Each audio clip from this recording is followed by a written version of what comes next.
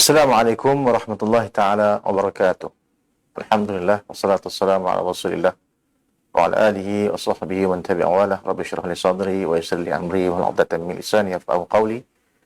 Subhanaka la 'ilma lana illa ma 'allamtana innaka antal alimul hakim. La haula wa la quwata illa billahil 'alil 'azim. La haula wa la quwata illa billahil 'alil 'azim. La haula wa la quwata illa billahil 'alil 'azim. Qala Allah Ta'ala fi Qur'anil Karim, la in syakartum la azidannakum wa la in kafartum inna adzabi lasyadid. Sadaqallahul azim. Amma ba'd. Alhamdulillah, syukur kita kepada Allah Subhanahu wa taala. Sallallahu alaihi wasallam kepada baginda Rasulullah sallallahu alaihi wasallam, kepada ahli baginda dan para sahabat baginda. Juga kita mohonkan kepada Allah Subhanahu wa taala untuk sekalian para ulama yang mempertahankan agama ini dengan ilmu mereka dan para pejuang agama yang mempertahankan agama ini dengan jihad mereka. Amma ba'd. Hadirin dan hadirat yang dihormati dan yang dirahmati oleh Allah Ta'ala sekalian. Alhamdulillah, syukur kita kepada Allah Ta'ala kerana sekali lagi dapat kita bertemu di dalam program Celik Nurani dalam segmen Celik Hadis yang kita akan baca daripada buku Hadis Suatu Pengenalan Asas terbitan Galeri Ilmu. Baik, insya-Allah kalau siapa yang ada buku boleh kita lihat pada muka surat 158. Ya, 158. Dengan tajuk hadis-hadis yang boleh dinaik taraf kedudukannya. Para ulama hadis telah sepakat menyatakan bahawa terdapat hadis-hadis yang boleh dinaik taraf martabatnya ataupun statusnya ke satu taraf yang lebih tinggi daripada martabat yang asal. Maksudnya hadis itu daripada hadis yang dhaif, dia boleh naik kepada hadis yang hasan li ghairi. Hasan maksudnya yang boleh diterima sebagai hujjah, tetapi dengan jalan yang lain, bukan disebabkan hadis itu. Ya, dia boleh dinaikkan taraf kepada hasan li ghairi. Ataupun daripada hadis hasan, dia boleh dinaik kepada hadis yang sahih dengan jalan yang kita namakan sebagai sahih li ghairi. Jadi dia boleh naik, ya. Jadi kalau kita lihatkan sebagaimana yang disebutkan oleh Syekh Mullah Ali Qari, beliau mengatakan wa ta'addud at-turuq yablughu al-hadis ad-dha'if ila al-hadd al-hasan. Bahawa sesungguhnya banyaknya jalan-jalan hadis itu akan menyampaikan hadis dhaif ini kepada had hadis hasan. Ini adalah merupakan satu ketetapan yang dinyatakan oleh para ulama terhadap perkara ini. Baik. Jadi mengikut para ulama hadis bahawa hadis itu boleh dinaik martabatnya atau statusnya ke tahap yang lebih tinggi daripada martabat asalnya. Dengan syarat hadis-hadis tersebut hendaklah lemahnya itu ataupun dhaifnya itu dhaif yang sederhana. Ya. Yang kita bahaskan sebelum ini dhaif yang bukan dhaif syadid tapi dhaif yang muhtamal, yang boleh ditampung. Berikut adalah faktor-faktor serta hadis yang boleh dinaik taraf daripada hadis yang rendah, yang tidak boleh dijadikan hujah, kepada satu hadis yang lebih tinggi darjatnya yang boleh dijadikan sebagai hujah. Ya? Jadi kalau kita lihat di sana, ya, kalau kita tengok hadis dhaif, dia boleh dinaikkan darjatnya kepada hasan li ghairihi. Sedangkan hasan li zatihi itu dia boleh naik kepada hasan, dia boleh naik kepada sahih li ghairihi. Begitulah keadaannya. Ya, sampaikan nanti hadis sahih li zatihi itu nanti kalau banyak lagi dia punya jalan-jalannya itu boleh naik pula kepada mutawatir maknawi. Jadi ini cara nak menaikkan hadis-hadis yang dapat tidak boleh jadi hujah kepada boleh jadi hujah. Baik. Faktor-faktor lemahnya hadis tersebut dalam keadaan yang sederhana. Jadi sebenarnya ada, bukan semua hadis dhaif yang boleh dinaik tarafkan. Ya, tetapi ada setengah faktor saja yang boleh dinaik tarafkan, seperti dikatakan apabila terdapat padanya itu elemen lemah ingatan. Seperti hadis mukhtalid, ya, yang bercampur aduk disebabkan ingatannya tidak berapa kuat, ya. Ataupun mutalaqin disebabkan terlalu tua contohnya. Ya, sehingga kan periwayatannya itu dia bersimpang siur, ya, bila mana digabungkan ataupun dibandingkan daripada riwayat-riwayat yang lain. Jadi faktor yang menyebabkan itu boleh naik tarafkan kepada hadis-hadis yang lebih boleh dijadikan hujah apabila terdapat sebagaimana disebutkan oleh Syekh Mula Al-Qari tadi, ta'addadul turuq, banyaknya jalan-jalan yang dapat kita lihat hampir sama matannya itu dengan matan hadis yang nak naik tarafkan itu. Jadi itu pertama sekali. Jadi hadis mukhtalid mutalaqin itu disebabkan faktor lemah ingatan. Yang keduanya terputus sanad. Terputus sanad sama ada zahir ataupun tersembunyi. Dalam hal ni terputus sanad ini sama ada yang zahir, yang kita nampak dari zahirnya, seperti hadis-hadis muallaq, hadis mu'dal, munqati' ataupun hadis mursal. Ini semua yang terputus sanad, ataupun yang dia punya tersembunyi keadaan terputus sanadnya, seperti hadis mudallas, dan juga mursal khafi. Jadi kalau kita lihatkan hadis-hadis yang tersebut tadi itu, khususnya kalau kita lihatkan bab mursal, mursal ni dia banyak sebenarnya perbahasannya. Kita boleh tengok dekat perbahasan dalam buku yang sama, iaitu buku hadis suatu pengenal asas, ini berkenaan dengan mursal. Cuma disebutkan kat sini adalah mursal khafi. Jadi mursal khafi ini sebenarnya adalah lawan daripada mursal jali. Mursal jali itu mursal yang jelas, yang diketahui dia. Yang mana mursal jali adalah hadis yang diriwayatkan daripada seorang perawi kepada seorang perawi yang lain, namun tidak sezaman dengan perawi tersebut. Dia meriwayatkan hadis tu, tapi sebenarnya dia tak sezaman. Maka di situ kita tahu dan jelas cara yang kita namakan sebagai mursal itu. Maksudnya terputus sanadnya itu, yang terakhir selepas tabi'in. Bila kita kata hadis mursal itu ialah hadis yang terputus sanadnya daripada menyebut nama sahabat lah. Selepas tabi'in itu sahabat lah. Wa ma saqata min isnadi zikr sahabi. Itu kalau kita tengok mursal lah. Cuma kalau kita lihatkan mursal jali itu, kita nampak dari segi tak sezaman tu. Sebab bila mana kita belajar hadis, bila kita melihat kepada biografi perawi, kita akan belajar tentang masalah tarikh lahir dan tarikh meninggalnya perawi. Jadi kalau kita tengok tarikh lahir dan tarikh meninggalnya perawi itu tidak masuk. Maksudnya perawi ini dah mati lama. Kan tiba-tiba perawi ini dia lahir selepas kematian kawan ni contohnya. Maka di waktu itu takkan mungkin dia bertemu. Maka di waktu itu tentu ada di tengah-tengah mereka itu satu lagi perawi yang tak disebutkan namanya. Okey, jadi itu kita namakan sebagai mursal yang jali. Adapun mursal khafi ini contohnya hadis yang diriwayatkan oleh perawi yang ditemui ataupun sezaman dengannya. Cuma dalam hal ini dia tak mendengar daripada perawi tersebut. Cuma dia menggunakan lafaz seolah-olah dia mendengar daripadanya.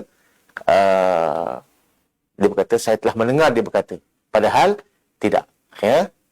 Padahal tidaklah yang sedemikian. Bila mana dikaji, dia memang sezaman, tapi dia tak pernah pun berguru dengan orang ni.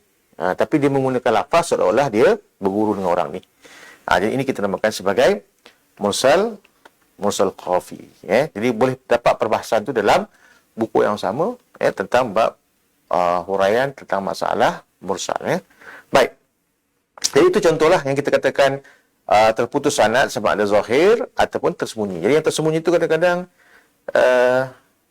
dikatakan dia menyembunyi kesalahannya itu ataupun menyembunyi faktanya itu dalam lafaz-lafaz yang seolah nampak macam bersambung. Macam tu. Jadi ini kita katakan sebab terputus sanad. Baik, ada pun yang ketiga, faktor lemah itu adalah disebabkan jahalah. Jahalah adalah tidak diketahui akan keadilannya, seperti hadis yang kita katakan majhul ain, majhul hal, ataupun mubham. Majhul ain, majhul hal ni sebenarnya disebut nama perawi. Kalau kita belajar dalam hadis, disebut nama perawi, cuma tidak diketahui oleh ulama hadis bahawa dia ni seorang yang muhaddits ataupun seorang yang ahli hadis.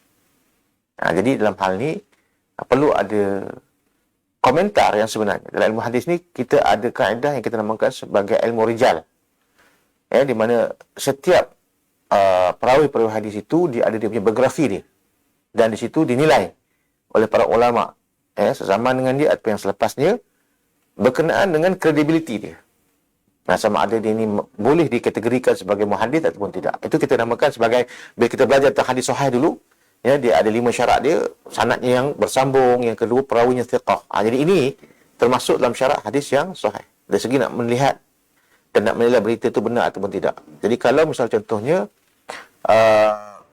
perawi tersebut ada mempunyai kritikan daripada ulama-ulama jarh wa ta'dil, maka dilihat apakah bentuk kritikan itu, sama ada dia serius ataupun tidak. Daripada sudut kecacatan yang ada pada dia. Kadang-kadang ada cercaan ataupun kita namakan jarah dia, tapi tidaklah sampai kepada peringkat membawa hadis itu kepada palsu ataupun dhaif ataupun palsu. Tapi disebabkan cercaan itu, celaan itu, komentar itu, mungkin dia itu tak dikategorikan sebagai perawi yang mutqin, yang thiqatu sabtun contohnya. Dia mungkin saduq, ataupun saleh, yang kita katakan sebagai membawa atau perawi-perawi yang membawa hadis-hadis yang berstatus hasan. Baik. Itu contoh. Cuma belajar ilmu hadis ni sebenarnya dia kena ulang-ulang banyak. Dia kena ulang-ulang, dia kena banyak dengan istilah-istilah, banyak kita kena bergaul dengan ulama-ulama hadis, dengan orang-orang yang memahirkan diri mereka dengan hadis, baru kita akan jadi mahir. Sebab benda ni kita akan banyak mengulang istilah-istilah. Banyak akan kita mengulang dia punya istilah. Sebab tu dia ada kaedah khusus yang dinamakan mustalah al-hadis itu. Jadi kita kena banyak membaca, bertemu dengan orang-orang yang memang mahir dengan ilmu ni, mendengar kalam-kalam mereka, bermusyawarah dengan mereka supaya kita juga mahir. Dan kadang-kadang sesekali kita belajar pula macam mana golongan hadis ini dia istinbat hukum daripada Al-Quran, daripada sunnah Nabi sallallahu alaihi wasallam. Sebab dia mereka mempunyai kaedah yang agak berbeza sedikit daripada kaedah fuqaha. Jadi menarik sebenarnya. Menarik kalau kita ada ilmu ini dan kita boleh gabungkan di antara manhaj muhaddits dan manhaj fuqaha, muhaddithin dengan manhaj fuqaha. Jadi kita akan ada ilmu yang cukup untuk kita itu terlepas daripada fitnah zaman. Baik. Jadi ini contoh yang kita namakan sebagai yang ketiganya jahalah, adalah, seperti majhul ain, majhul hal. Yang disebut nama tapi tak terkenal dia itu sebagai orang yang ahli hadis, Tapi ada syarat-syarat yang lain lagi. Seperti dikatakan majhul hal ni, ada lagi syarat-syarat yang lain. Yang dia tidak meninggalkan melainkan seorang je muridnya ataupun 2 orang muridnya. Tak ramai yang ambil hadis dengan dia, pun termasuk dalam kategori yang itu. Mastur, golongan kita namakan mastur. Ataupun golongan mubham. Mubham ni yang tidak diketahui, langsung tak sebut nama. Ini pun boleh menyebabkan sesuatu hadis itu dia akan dikategorikan statusnya daif. Cuma dalam keadaan macam tu, kalau ada hadis yang lain yang boleh menyambungkan sanadnya, dalam hal tu dia akan naikkan taraf hadis ni daripada daif kepada hasan li ghairihi. Jadi dia boleh naik. Jadi faktor yang menyebabkan lemahnya sesebuah hadis yang bertaraf sederhana ataupun daif muhtamal itu adalah lemah ingatan, terputus sanad, sama ada zahir ataupun tersembunyi, ataupun jahalah tadi. Jahalah dari segi adalahnya. Baik. Imam Ibn Hajar Al-Asqalani rahimahullah ta'ala berkata, bila mana perawi yang lemah ingatan boleh dijadikan i'tibar, syawahid dan mutaba'at, dengan syarat mendapati atau dengan syarat mendapat riwayat lain yang lebih baik atau mustaraf dengannya. Jadi dalam hal ni, bila ada perawi yang lemah ingatan, boleh dijadikan i'tibar dengan cara syawahid dan mutaba'at. Syawahid ni kita akan bahas nanti. Maksudnya dia punya jaluran yang akan memperkuatkan dia dengan jalan yang lain. Daripada nanti sahabat yang sama atau sahabat yang berbeza. Itu nanti kita akan bahaskan tentang apa yang kita akan namakan syawahid dan mutaba'at dalam perbahasan yang khusus lah. InsyaAllah. Jadi bila mana perawi yang lemah ingatan boleh dijadikan i'tibar. Maksudnya ada jaluran yang lain yang menyokong dia dengan syarat terdapat riwayat yang lain lebih baik atau setaraf dengannya. Perkara ini sama ada perawi yang nyanyuk, mastur ataupun isnad mursal. Begitu juga hadis yang terkena dengan jenayah tadlis. Hadis-hadis yang mudallas boleh dijadikan i'tibar apabila perawi yang dibuang atau disembunyikan itu tidak dikenali. maka jadilah jenis-jenis hadis itu berstatus hasan li ghairihi. Kita sebutkan tadi, hadis-hadis yang dhaif, yang kalau ada dia punya jalan-jalan periwayatan yang lain itu yang boleh dijadikan sebagai pendukung dia, maka dalam hal ni dia boleh naik kepada tahap yang lebih tinggi, ya. Baik. Iaitu hasan li ghairihi. Perkara ini dibuat dengan mengambil kira perkiraan keseluruhan riwayat daripada mutaba' ataupun al-mutabi'. Hadis yang diriwayatkan oleh perawi yang mana lafaz hadisnya sesuai dengan lafaz hadis perawi lain. Perkara ini dilihat terdapat kemungkinan terdapatnya riwayat yang benar atau tidak benar dengan had yang sama. Apabila terdapat dalam riwayat tersebut hadis yang rajih, maka riwayat tersebut merajihkan riwayat yang lain. Dan ini menunjukkan hadis tersebut mahfuz, terpelihara. Maka berubah keadaannya daripada tawakuf yang ditinggalkan sementara kepada darjat yang dapat diterima. Jadi kalau mana kita melihat hadis-hadis itu dalam keadaan yang tidak dijelaskan akan hukumnya, kita tawakuf dulu.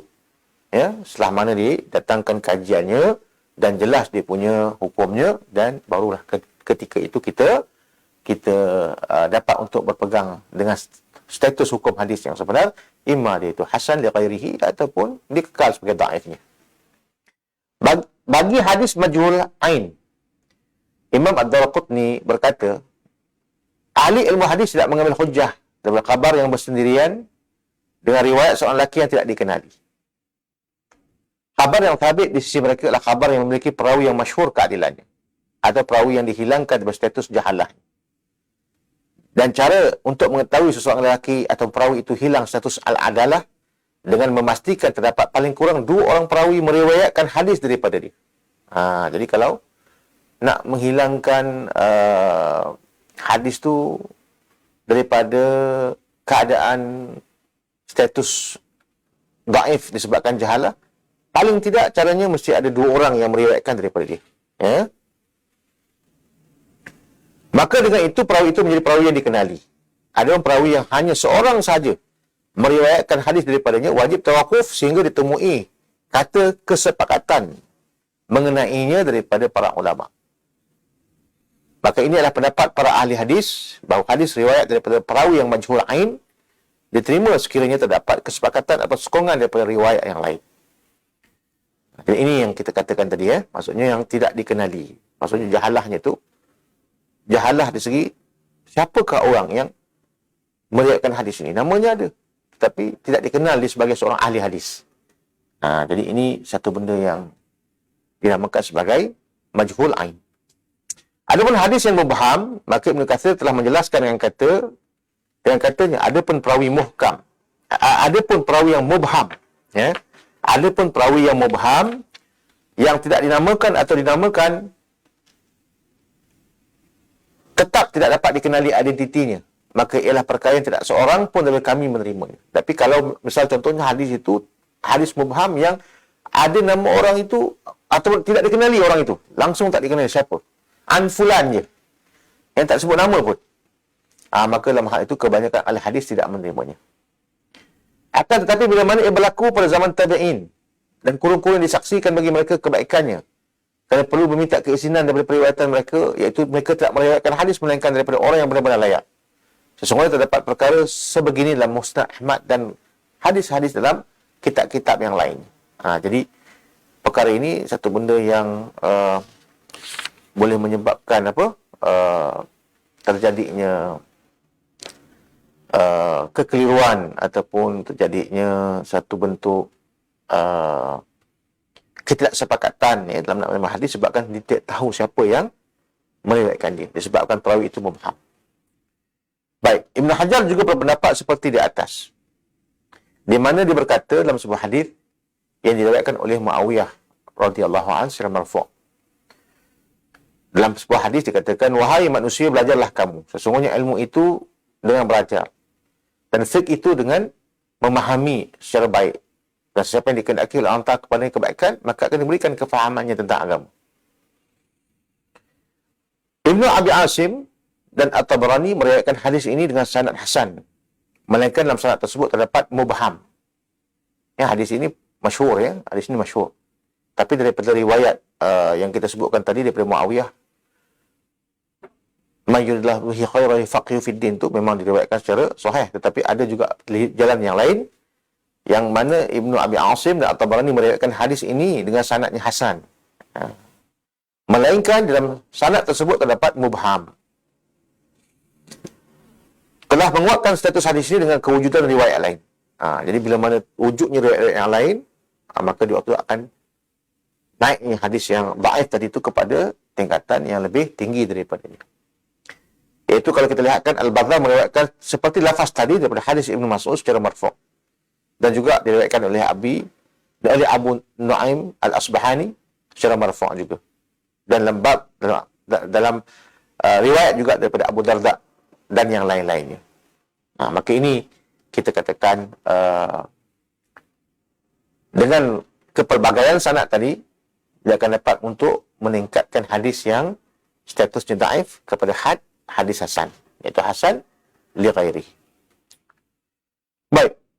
Atas sebab-sebab di atas, sepakat para ulama menyatakan bahawa hadis yang boleh dinaik taraf martabatnya itu adalah seperti berikut. Jadi kalau kita lihatkan ada 13 hadis, ada 13 jenis hadis yang disepakati oleh para ulama untuk dinaik taraf. Maksudnya selain daripada ini, tak bolehlah. Apakah kategori-kategori itu? Dan pertama, yang boleh naik taraf itu ialah hadis hasan li zatihi. Ya, hasan li zatihi itu boleh naik kepada sahih li ghairihi. Ataupun yang keduanya hasan li ghairihi, dia naik kepada hasan li zatihi. Begitu ya. Jadi kalau kita hadis hasan ni apa dia? Hadis hasan ni sebagaimana kita maklumlah, la tuwafir syurutul hadis sahih. Tidak menepati atau mencukupi akan syarat-syarat hadis sahih. Itulah hadis hasan. Jadi sebab yang pertama, sebab daripada hadis yang dhaif ini, yang boleh naik itu adalah apabila hadis tersebut tidak mencukupi syarat hadis hasan. Tidak mencukupi syarat hadis sahih. Iaitulah hadis hasan. Sama ada imam hasan li zatihi ataupun hasan li ghairihi. Kita faham kat situ. Kemudian yang ketiganya hadis mu'allaq. Ya, hadis yang tidak disebutkan sanadnya, diputuskan sanadnya pada awalnya, tengahnya ataupun keseluruhan sanadnya. Ataupun hadis mursal yang tak disebut nama sahabat. Ataupun hadis mu'dal, ya, yang diputuskan ada dua perawi yang jatuh daripadanya itu. Ataupun hadis munqati' yang terputus. Mana-mana, di tengah ataupun di awalnya, ataupun di hujung. Ataupun hadis mudallas yang tidak dijelaskan akan nama orang-orang yang bukan ahli dalam bidang hadis, ataupun yang ada kritikan padanya. Ataupun hadis mursal kafi yang kita sebutkan tadi. Yang dia bertemu, yang dia itu sebenarnya sezaman dengan orang yang diriwayatkan dia, tapi tak mendengar. Tapi dia menggunakan dengan syarat mendengar secara jazam. Maka itu dinamakan sebagai mursal kafi. Maka yang ketiga ni, iaitu hadis mu'allaq, mursal, mu'dal, munqati', mudallas, mursal kafi. Ya, 6 ni. 6 ni, dia sebenarnya, dia cacatnya itu adalah pada sanad. Tadi dua yang awal tadi, hadis hasan li zatihi, hasan li ghairihi, itu masalah tidak mencukupi akan syarat sahih. Yang kedua, masalahnya adalah dia itu kecacatannya pada sanadnya. Ada berapa hadis kat situ? Ada 6. Iaitu hadis mu'allaq, hadis mursal, mu'dal, munqati', mudallas dan juga mursal kafi. Baik. Yang kesembilan, itulah hadis yang majhul hal dan majhul ain, serta hadis mubham yang kita bicarakan tadi. Ini yang dikatakan jahalah adalah tadi, yang tidak diketahui keadilan dia. Yang tidak diketahui keadilan dia, sama ada disebutkan nama atau tak disebutkan nama. Dia akan jadi majhul hal, majhul ain dan mubham. Mubham tak disebutkan nama. Baik. Jadi itu sebab yang ketiga yang menyebabkan hadisnya lemah, tetapi boleh dinaikkan taraf. Dan yang keempatnya disebabkan su'ul hifz. Banyak kelupaan, iaitulah hadis mukhtalid dan juga mutalaqin. Jadi secara kesimpulannya, bila kita sebutkan hadis-hadis yang boleh naikkan taraf itu, dia ada 4 keadaannya. Ya, pertama, hadis yang tidak mencukupi akan syarat sahih. Yang kedua, hadis yang ada kecacatan pada sanadnya tetapi tidak keterlaluan. Yang ketiga, yang ada padanya itu jahalah dari segi adalah perawinya, ya, dari segi tidak diketahui keadilan perawinya dengan tepat, ya, dan juga yang keempatnya disebabkan banyak kelupaan. Baik, itu 4 perkara. Hadis yang boleh dinaik taraf daripada satu keadaan yang dhaif kepada keadaan yang lebih dapat dipakai keadaannya, ya, ataupun boleh dijadikan sebagai hujahnya. Dan itu 4 bahagiannya. Saya ulang lagi. Yang pertama disebabkan tidak mencukupi hadis sahih. Dia bagi pada 2, iaitu hasan li zatihi dan hasan li ghairihi. Yang keduanya saqtu fi sanadihi. Dia itu cacat pada sanadnya, ada kecacatan pada sanadnya. Di situ ada 6 hadis, iaitu hadis muallaq, hadis mursal, hadis mu'dhal, munqati', mudallas, mursal kafi. Dan ada sebabnya itu sebab jahalah adalahnya, tidak diketahui keadilan pada perawi. Ada 3 hadis di situ. Hadis majhul hal, majhul ain dan mubham. Dan yang keempatnya disebabkan su'ul hifz ataupun banyak kecacatan pada ingatannya, iaitu hadis mukhtalid dan mutalaqin. Baik. Jadi ini kita namakan sebagai hadis-hadis yang boleh dinaikkan taraf.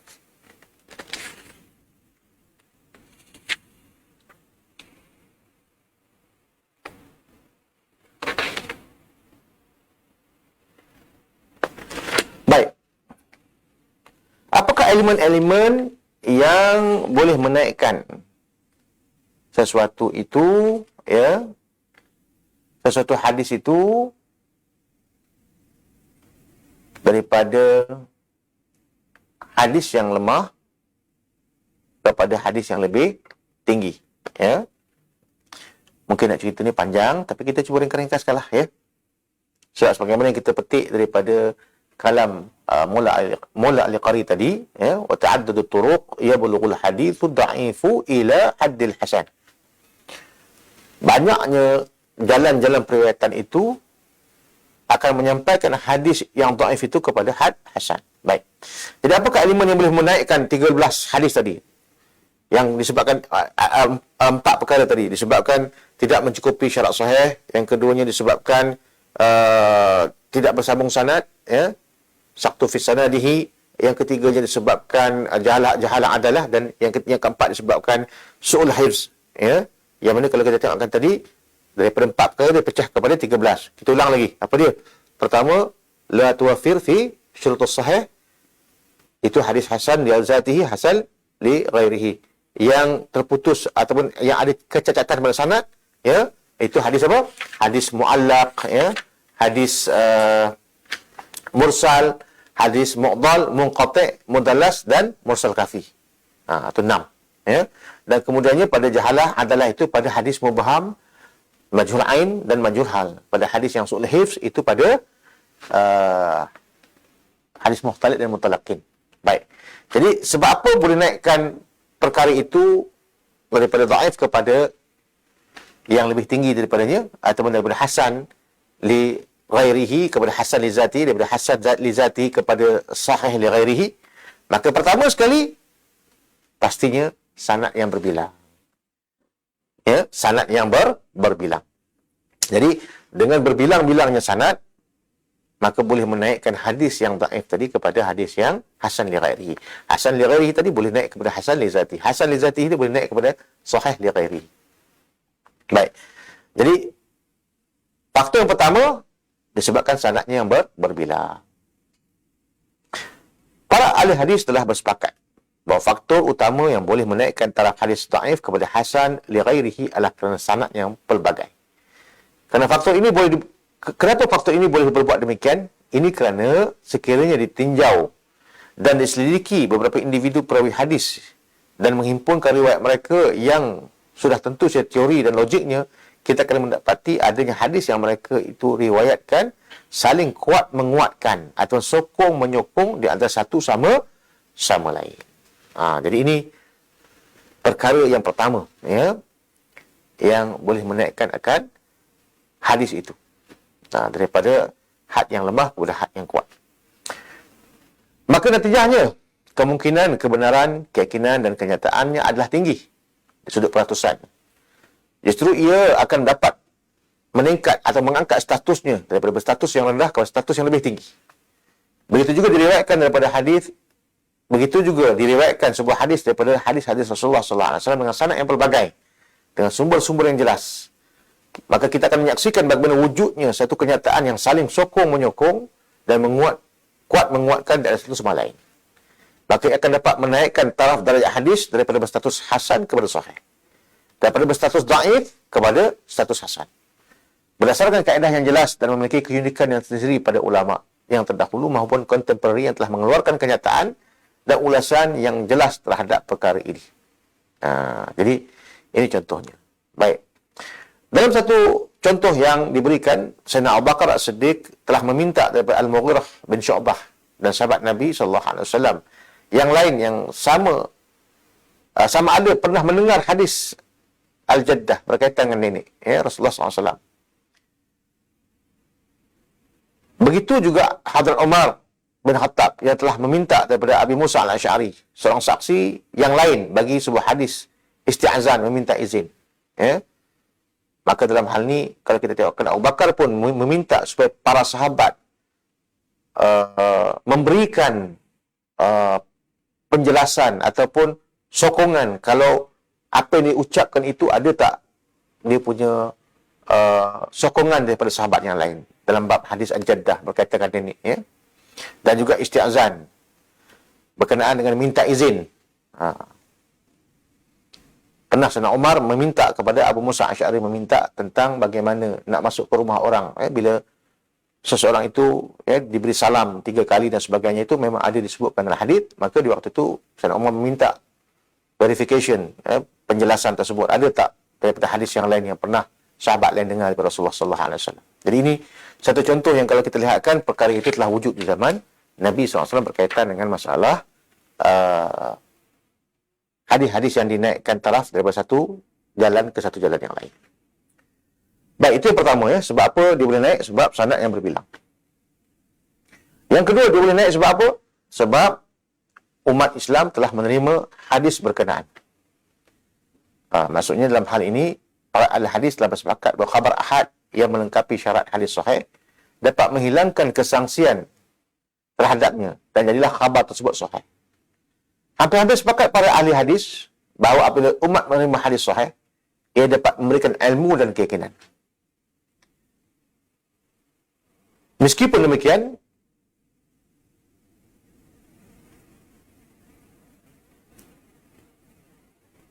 ada setengah ulama yang mengatakan mereka tidak menemui kaedah yang demikian daripada ulama-ulama yang terdahulu,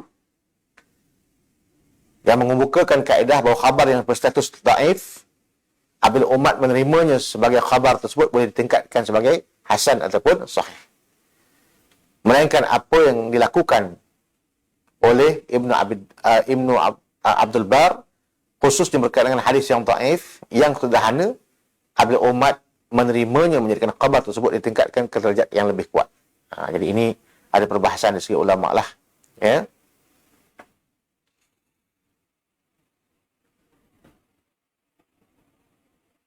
Baik, contohnya sebuah hadis yang kita biasa dengar, berkenaan dengan hadis sucinya air laut itu, iaitu huwa tuhur ma'uhu hillu maitatuhu. Kalau kita buka dalam kitab Bulughul Maram, ini di antara hadis-hadis yang awal yang kita akan jumpa. As-San'ani berkata dalam kitab Subul Salam, dikatakan oleh Ibn Hajar Al-Asqalani berkata bahawa hadis ini mempunyai 9 jalan periwayatannya daripada 9 orang sahabat, dan tidak sunyi jalan ini daripada kritikan. Walau bagaimanapun, Ibnu Abdul Bar dalam kitab Al-Istizkar telah menghukumkan hadis ini sahih dengan sebab umat telah menerimanya. Dan begitu juga menurut At-Tirmizi dan juga Al-Bukhari. Meskipun terdapat di antara mereka menghukumkan dhaif semua jalan-jalan periwayatan. Jadi dalam hal ini kita tengok kalau mana umat telah menerima akan ianya itu sebagai sesuatu yang diterima secara bersama, maka hadis itu akan ditingkatkan martabatnya mungkin dhaif kepada hasan li ghairihi. Tapi maksudnya siapa umat yang telah menerima ni? Maksudnya ulama-ulama di kalangan ahlul hadis. Bukan kita-kita ni, ya. Maksudnya dalam hal ni bila mana ulama-ulama di kalangan ahlul hadis telah menerima hadis tersebut, maka dalam hal ini diterima perkara itu secara mu'tamad, ya. Banyak lagi hadis yang dipertikaikan, ya. La tajtami ummati ala dhalalati. Contohnya, tidak berhimpun umatku di atas kesesatan. Dan ini juga hadis yang dipertikaikan. Adakah dia itu sahih ataupun tidak. Tetapi bila mana ulama-ulama banyak membahaskan dia dan apa yang berlaku pada keadaan yang sebenar waqi' kita pada hari ini, maka diterima hadis itu sebagai satu bentuk yang boleh dijadikan sebagai sokongan dalam hujah. Jadi ini perkara yang kedua yang boleh menaikkan taraf itu daripada dhaif kepada tingkat yang lebih tinggi. Adapun yang ketiga, ya, berkaitan dengan hadis tersebut mestilah bertepatan dengan zahir Al-Quran. Para fuqaha telah mengiktiraf kesahihan suatu hadis dengan mengambil kira ketepatannya dengan zahir Al-Quran. Bila mana hadis tersebut ada kesaksiannya dalam Quran. Dan kita tahu bahawa hadis adalah merupakan penjelasan, al-bayan daripada Al-Quran. Ataupun kadang-kadang dia menguatkan apa yang dalam Al-Quran. Maka dalam hal ini bila ada perkara itu dalam Al-Quran, maka dalam hal ini tidak jadi masalah untuk kita naikkan hadis tersebut daripada dhaif kepada hasan li ghairihi. Berkata Az-Zarqashi daripada Abu Hasan bin Al-Hassar Al-Andalusi, dikatakan sesungguhnya seorang faqih itu mengetahui kesahihan hadis dengan kesepakatannya dengan usul atau satu ayat daripada kitab Allah. Maka diterima hadis tersebut dan beramal dengannya dan beriktikad dengan kesahihannya. Yang sekiranya dalam sanad tersebut tidak terdapat perawi yang berdusta, maka dalam hal tak mengapa. Bukanlah nak diangkat tu dengan syarat apa? Dengan syarat tidak ada wadda', seorang pendusta hadis yang menjadikan hadis itu jadi maudhu' ataupun kadzab ataupun disebutkan dajjal. Tidak ada dalam perawi hadis itu, maka bolehlah hadis itu diangkat kepada had yang lebih tinggi, ya. Jadi itulah perkara-perkara yang boleh menjadikan hadis itu sesuatu yang dapat dinaik tarafkan, ya. Baik. Itu saja yang dapat kita bincangkan berkenaan dengan hadis-hadis yang dapat dinaik tarafkan. Mungkin akan kita sambung lagi dengan hadis-hadis yang tidak layak dinaik tarafkan dan elemen-elemen yang tak layak untuk dijadikan sebab untuk menaikkan tarafkan hadis, ya. Seumpamanya kita katakan kasyaf, oleh golongan tasawuf dan sufi, ataupun mimpi jumpa Nabi dalam tidur. Itu di antara perkara-perkara yang tidak diiktiraf, oleh ulama-ulama hadis untuk menaikkan taraf hadis itu kepada hadis yang lebih tinggi, ya. Walaupun kita ni orang sufi, kita orang tasawuf, tetapi dia ada benda-benda yang bila mana kita berbahas dengan disiplin ilmu hadis, kita kena mengikut bagaimana keadaan dan bagaimana disiplin ilmu tersebut supaya tak rosak perjalanan agama ini, supaya dia menjadi sesuatu yang harmoni, di dalam kita mengamalkan seluruh ajaran Islam ini yang bersumberkan daripada Al-Quran dan sunnah Nabi SAW.